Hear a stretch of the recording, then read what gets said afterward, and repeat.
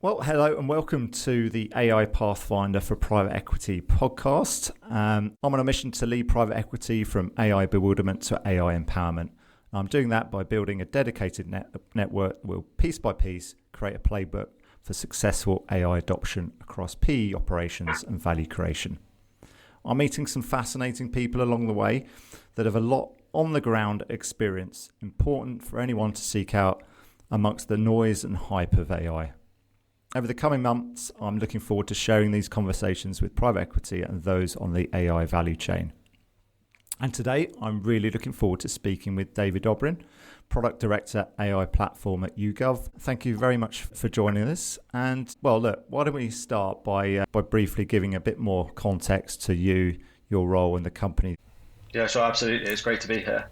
So I'll start by just giving a bit of background on YouGov. So like you said, YouGov is a global market research and data analytics company. We leverage a vast panel of respondents. I think the last count was 26 million, who opt in to take surveys and ultimately help us to provide insights into consumer behavior, opinions, and trends. YouGov has two main business areas. One is research and the second is data products. So research is work we conduct on behalf of specific clients who commission work with us, and that can range in complexity from simple surveys all the way up to the most complex custom studies and trackers for some of the world's biggest companies. And then we also have data products. So we have a brand tracking tool called Brand Index and a media profiling and audience insight tool called Profiles. And these data products are interesting because they're powered by YouGov's proprietary data. So that's data collected and owned by YouGov. And they're sold on a subscription basis. I'm currently product director in the AI platform team. That's a new team that we set up at the back end of last year. And essentially, I'm responsible for defining, developing, and implementing YouGov's AI vision, strategy, and product roadmap. And so my role involves overseeing the development of that AI platform and then working with teams across the business to understand their ideas and their requirements and to help them implement and incorporate AI to improve efficiency and productivity, as well as product innovation. Prior to the role that I'm in now, set up a startup called InConvo, which was a chat-based polling platform that initially launched on Facebook Messenger, and then we built our own application. That startup was acquired by YouGov, so that's how I found my way into YouGov. I ran that startup for 2 or 3 years and then integrated the product and the technology into the main YouGov business. And that was at the same time as ChatGPT and this new AI wave came to the fore, and just gradually transitioned into the role that I'm in. So what we're saying essentially is that you came first with chat, then it was ChatGPT. Yeah, exactly.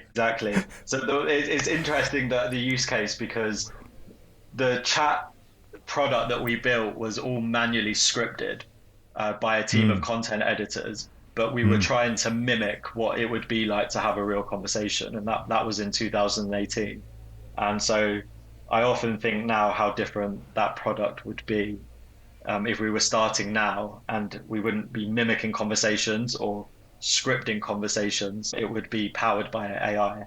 And actually that's something that YouGov is looking into, because the potential to scale and personalize conversations using AI is incredible. And we were always quite limited by the fact that we had to script conversations and say things like, that's interesting, in response to people, to try and create that, that feeling of having a real conversation. Yeah. So we did come first. Yeah, absolutely. Well, let's perhaps get into a little bit more context of the advancement that we've seen with AI. And look, I get told many times that it's not new. It's been around for some time, but obviously the technology has really taken off and become far more accessible, hasn't it, to everyone now? What opportunities does that present to you as a company and to your customers? And how generally is that helping to realise some of these opportunities? Yeah, so obviously you're right in saying that AI as a field is not new, but I think this new wave of generative AI using, in particular, the large language models that we now have available presents a whole range of new opportunities. I really think AI, or this wave of generative AI, has the potential to transform all businesses across industries and across sectors. And I don't think that's hyperbole. I really think this AI wave is transformative and is akin to, if not bigger than, some of the biggest historical technology waves we've seen. I think AI has the potential to transform the industry that I'm working in, the market research industry, and YouGov potentially more than most, because we're a data company. And the type of data that we work with is language based. So we're asking questions. The survey options that people have available to them are also text based, so the answers. And we're also collecting a huge amount of text or free form data, asking people to express their opinions in their own words. And so this language based data is obviously highly suited to the large language models, which we now have available, and which is incredibly exciting for us. It presents numerous opportunities for YouGov, our customers and our members. So we have like a few different stakeholders that we're thinking about. We have obviously our internal colleagues, we have our customers or our clients who are paying for our data or our services, and then we have members, members of the public who join YouGov and take surveys. And across all three of those, I guess let's call them stakeholders, we think there's opportunities for AI to be transformative. So internally, we think it has the potential for us to automate internal processes and workflows to increase our speed and efficiency of delivery. For our members, so the people taking our surveys, we have an opportunity to improve the member experience, including diversifying and improving the ways in which we ask questions and how members can share data and interact with us. And then for clients, we have an opportunity to, I guess, improve the availability, the accessibility and the actionability of our data to offer an improved experience for them and deeper and even richer insights. So the phrase that we're using at the moment is moving towards conversational analytics. So can we create a more dynamic, more engaging and more interactive way for clients to understand and interrogate their data to get even more insights from it? And we're working across all three of those areas, and we think the opportunities are there to drive significant improvements in all of them. There's a sense that there's infinite magic tree sort of options with AI, which makes it difficult to maybe identify where to start. And it's not, it's still evolving, isn't it? Not everything works perfectly. If you're looking for perfection, that's going to be quite difficult even now. When you're looking across that broad spectrum of use cases, how are you prioritizing right now? Yeah, so we decided to, so the way we got started was that we did a wide stakeholder consultation process. And so we met with, so YouGov has around 3,000 employees now, so it's not super massive, but it's also not a small business anymore. And there's many different teams, from like product and engineering through to research, operations, marketing, finance, HR. And so we did a big consultation process in January to sit with as many teams as we could to understand their respective business areas and their day-to-day workflows, and to hear more than anything about the challenges that they face in their day-to-day work and what ideas they had for how they thought AI could help and improve either the internal processes they're working on or the products and services that they're offering to the end client. And we came out with a really long list of ideas, way more than we could possibly work on. And then we had to go through a prioritization process to try and work through the ones that we wanted to work on first. As we were getting started, we had, I guess, a few different criteria to consider. So the first was, do we work on internal projects or do we work on external or public-facing projects? Initially, we decided to focus on internal projects because this is a new area, it's a new technology, it's new to us. And so by working on things internally, there's like less reputational risk. And if things go wrong, you're only exposing something internally and you're not on the front page of a tech website about how something's gone wrong. And so the first use case we did decide was an internal one. But very quickly, we felt like we should be more aggressive and ambitious. And so our second use case was an external facing one. And then in terms of how we decided what ones, we just looked at what the problem was that we were trying to solve, what the potential value or return on investment might be if we were to work on this project and it was to succeed. We looked at the technical feasibility. So we wanted projects with medium to high feasibility, especially for the first projects that we worked on, because we didn't want to work on impossibly hard projects that had no chance of succeeding. And so there was a careful balance there of making sure we delivered return on investment, but it also had a high chance of succeeding. And then we looked at the technical complexity in terms of delivery time, and how long it would take for us to get to a phase one and a phase two and so on. And when we mapped all of those out, it was possible for us to identify 2 use cases to get started on. But it's difficult, and it's kind of an imperfect science because there's so many ideas, and ideally we would be working on 5 or 6, but at least to begin with, we chose 2. And that's kind of the process that we went through. And then moving forward, we're going to establish a more robust operational framework for us to work through use cases. And it might be that some teams they're like lighter use cases, and teams can just work and build on them themselves using the models and the infrastructure that we make available. And then there might be more complex or heavier use cases that do require specific machine learning engineering and support, in which case we'll go through a prioritization process to work out what ones that we want to lend out dedicated engineering support to. It's a challenge for everyone right now to try and prioritize.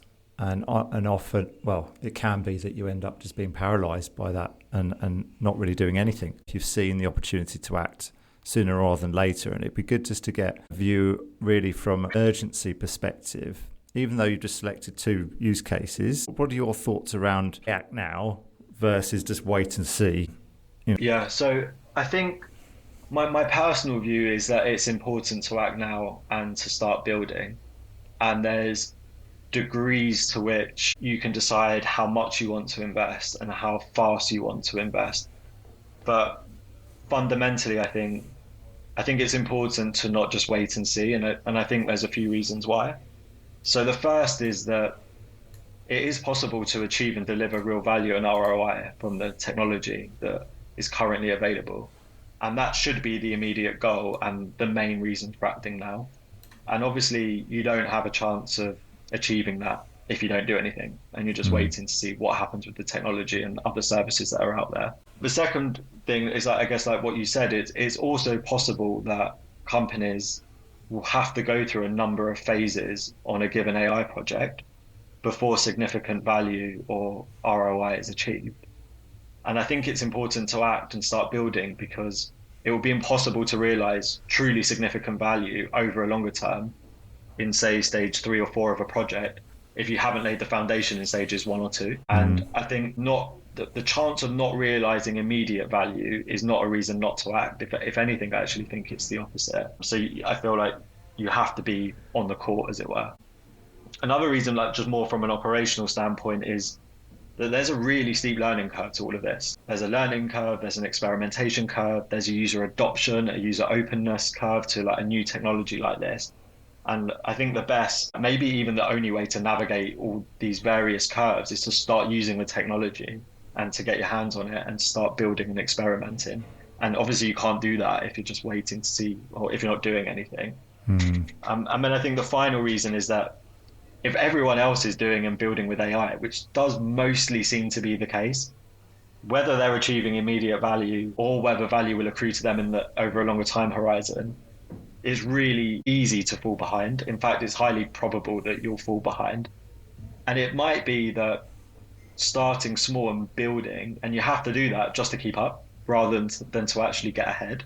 And I think that's also fine. But obviously you can only keep up, and you can definitely only get ahead if you take action, not if you wait and see. I think mostly all of this comes down to, and this might be a thing that emerges throughout this conversation because it's one that we talk about internally, is thinking about this, I guess, over a longer time horizon. So say over a 3 or 5 year time period. And if you ask the question, if we start now and continue building and learning, where will we be in 5 years' time? Versus if we don't start now and we don't do anything for 2 or 3 years, where will we be? And I personally think it's a much bigger risk to wait and see. And all of this is to say that you have to go all in, which I think is where the nuance comes that I mentioned at the beginning. But I'm pretty certain that doing nothing is the wrong approach, given the state of the technology now and I guess the arc of progress in terms of both capability and cost. As to how you decide whether to build things yourself or to use off-the-shelf solutions, we're taking the approach that we're not going to be dogmatic or ideological about that. And so we'll take a given use case, and if it makes sense for us to use an off-the-shelf solution, then we'll absolutely do that. And we'll work with that product and we'll roll it out to users, and that's the route that we'll go down. If, however, we think that there's an opportunity for us to build something ourselves because we're using proprietary data, or it's a proprietary end solution that we want to offer, then we'll build that and we'll go for it. But I think in both instances, the same philosophy applies, that it's probably best not to wait and see and do nothing. I think it's important to act even if you start small. Just reflecting on what you're saying there with the audience, private equity audience, obviously they've got their own operational side of things, and then they've got the value creation with their portfolio. And I suppose that definitely there should be some, that absolutely from an operational side, there should be in discovery mode. I think really important, regardless of really your ambitions with AI, is that a lot of the foundational elements for AI, hygiene factors that should be in place anyway. But when you look at the portfolio, they're on a cycle. And so it can be really hard to know and how to invest. And, at any given time, they've got a portfolio that at the start, middle, end of the cycle. So where potentially the horizon for YouGov might be 5 years, that's a tough one for private equity to sort of buy into unless they're at the very early start of the journey with a company. So it's something for them to grapple with, to try and think why that needs to happen, or at least a pathway that shows evidence that more investment would result in something of value. And certainly at the very least is that there's knowledge and understanding of the technology to have it could be a really brief outline of an AI strategy rather than nothing at all, I suppose. Yeah, totally. And I guess just to clarify, we're absolutely aiming to deliver immediate value and ROI. But I think you can hold both those thoughts in your head at the same time, which is we want to deliver immediate value immediate value and ROI. Or what we're doing now is a building block upon which we can iterate in the future to deliver more and more value. And so I think both of those things are important, is that you can absolutely go for it in the short term, and it definitely is possible to build valuable things over a shorter time horizon, and also understand that I think that value will accrue over a longer time period, but it's only if you're developing a strategy and experimenting and exploring that you'll realize that value over a longer time period. Not least because as advanced as the technology and the models that are available are, it's still early days, and it's still less deterministic than traditional software engineering.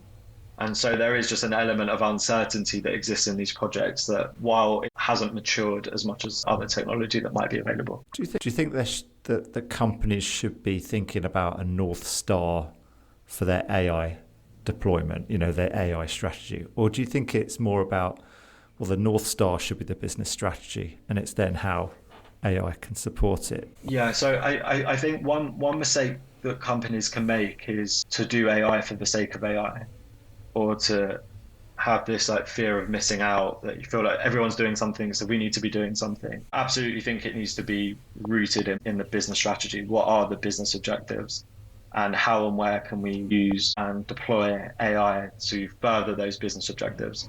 So I definitely think that should be the right approach, rather than just doing it for the sake of it or because you think other people are doing it. That said, because it is such a transformational technology, it's possible that those business objectives might change or evolve because something is now possible where it wasn't before, or because you have competitors doing things, offering new things, or offering the same things at much lower prices that wasn't possible previously. So I think in either case, the strategy should be to have a set of business objectives and to have an overall company strategy, and then to work through how and where AI can support that.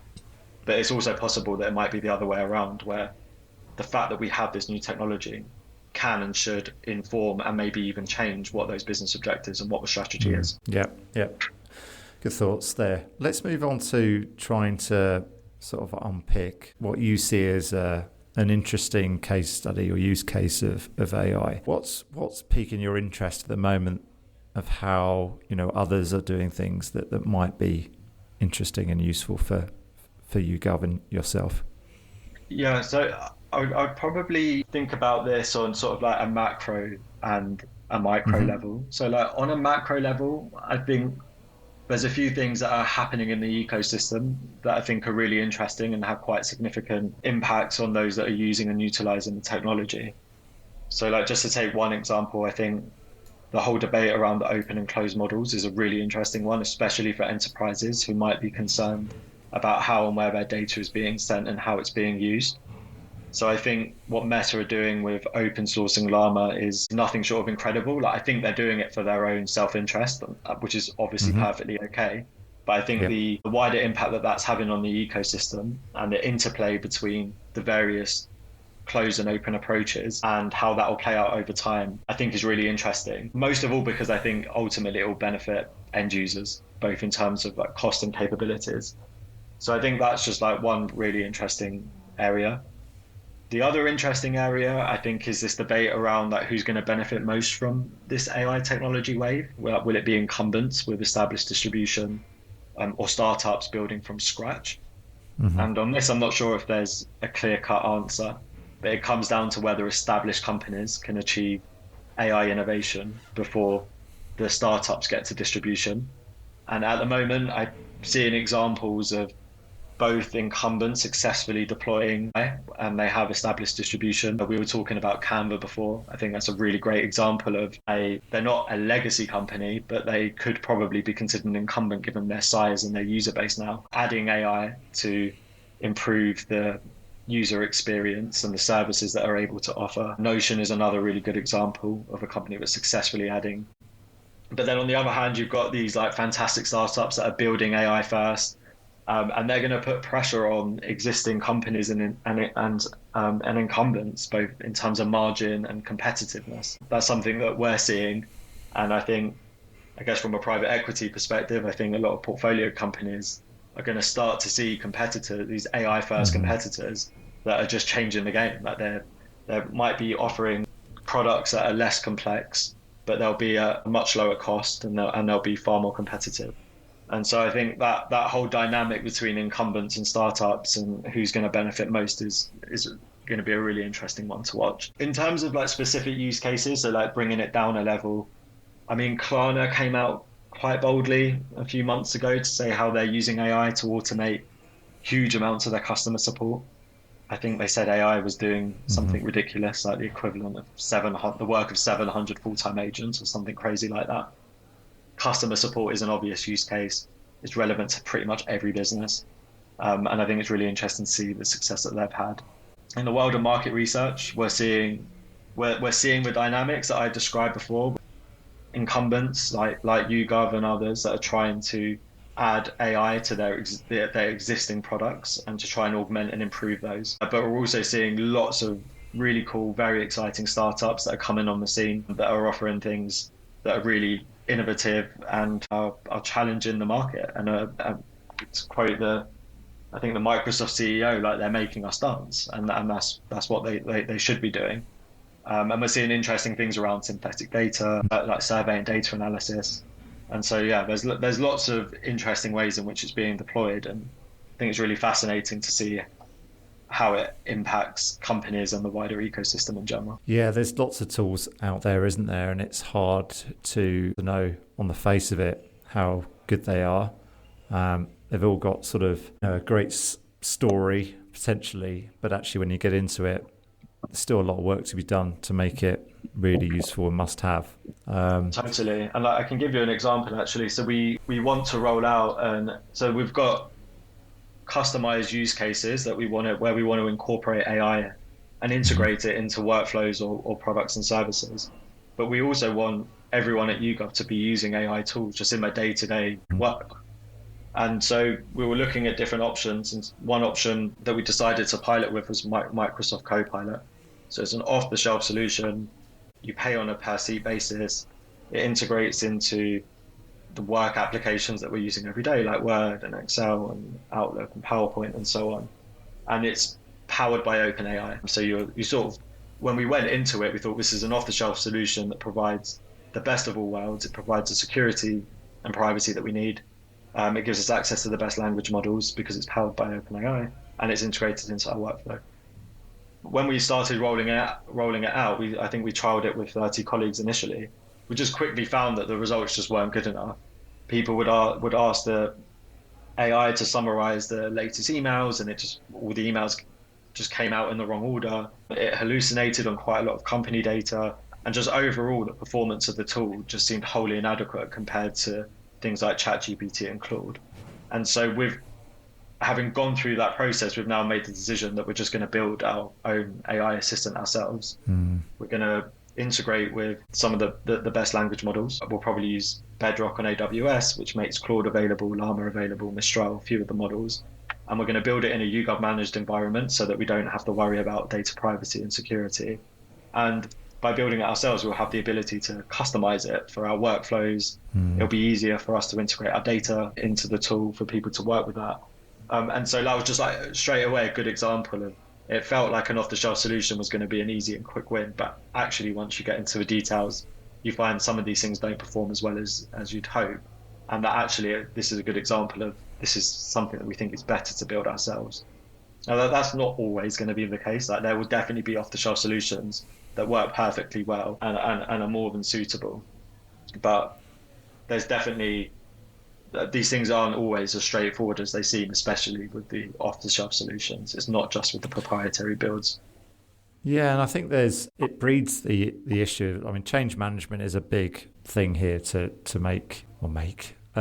enable adoption, whether that's internally or externally. And when you've got Gemini and you've got Copilot, and now in line with your workflow, there to help you, but is making mistakes, isn't able to help in the way you think it should. For those less, I suppose, positive about AI, will immediately have then a reason why it's not working for them, and probably will not come back to it for some time because it just didn't work.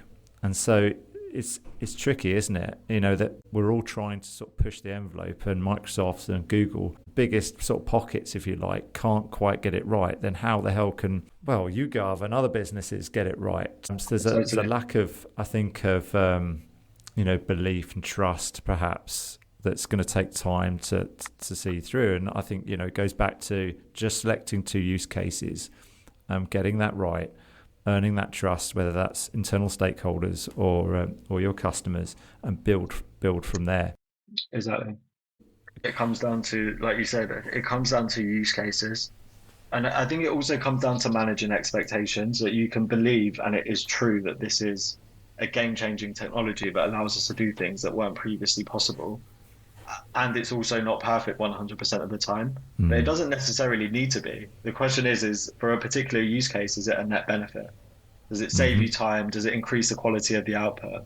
And if it does, then it's useful, even if there are mistakes that you have to correct manually. If the end result of a net benefit is positive, then fantastic. And then just over time, things will get better. And so there is this, I guess, juxtaposition where you need to sort of manage expectations on the one side, but also keep pushing the envelope on the other, and understand that realistically it's not going to be perfect all the time, but nor does it need to be, especially if you find use cases and ways to use the technology that gives you a net benefit.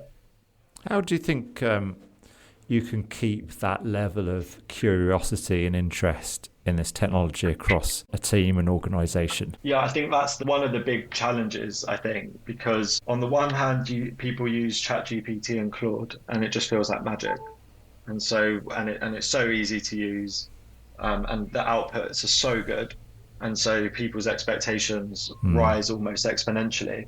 And then you might come to build a proprietary use case, and people might expect it to, ChatGPT just works like this, and I just type in, it comes out with an output. And suddenly you're working with proprietary data with certain guardrails or things that you need to account for, and it's not always as easy as that. And so I think that is one of the main challenges, is how you can, one, manage those expectations, but 2, keep users or customers or members or stakeholders, whoever it is, open and excited to the potential of this. And I think it might just come down to, like, if they can see that by doing this, it allows them to do X and that saves them time or increases the quality of their work. Or they can see pathway, if we do X, even though I might not be delivering value now, we have to do X in order to get to Y. And when we get to Y, I can definitely see how this is going to start to deliver value. So I think it's both having sort of a realistic expectation of these tools and their capabilities, and also demonstrating to people the value that they can get now and or the value that they can get in the future. But a lot of these, like you mentioned it before, a lot of these new technologies go through waves where everyone's like, this is amazing. And then it falls down. It's like, oh my God, this is terrible. And then it just goes back up and then it just becomes normal. And I think if you keep that at the forefront of your mind, that these things do go through cycles, especially when things are so new, then I think that helps. I mean, the other thing is that things are moving so quickly. I mean, every day, every week, a new model comes out, new capabilities, bigger context window, more compute, more capability. And so the rate of progress is truly exponential, and the costs are almost coming down equally exponentially. And so there could be the capability just continues to improve, and people just every day or every week that goes by, people can see the more and more possibilities. That is overwhelming at times as well, but that could also be a factor that helps just to keep people active and engaged with it. Final question for you. Is there a tool that you can't be without? Yes, but I don't think it's fancy or unsurprising. Literally use ChatGPT and Claude every single day. I pay for both and genuinely couldn't imagine working without them now, which is absolutely crazy because, like we've been saying, it's so new, and it's we're talking 18 months or 2 years that they didn't exist. But yeah, I use it every day for ideation, email summarization. Well, look, we have come to time, and we could talk for a long time, and we are going to hear from you again, David. I'm really pleased to say, because you're joining us at my very first breakfast briefing on the 17th of September this year. It's the launch of a quarterly breakfast briefing alongside the network that I'm starting for private equity. And under Chatham House rules, you're able to sort of go a little bit deeper into your experience and the initiatives you've got running at YouGov. So that's going to be really exciting to hear more of. Well, look forward to seeing you in a few weeks' time, and really enjoyed the conversation today, David. So thank you very, very much for your time, for sharing your thoughts and experience with the audience. Thank you. Good to be with you. Cheers. Bye-bye. Cheers.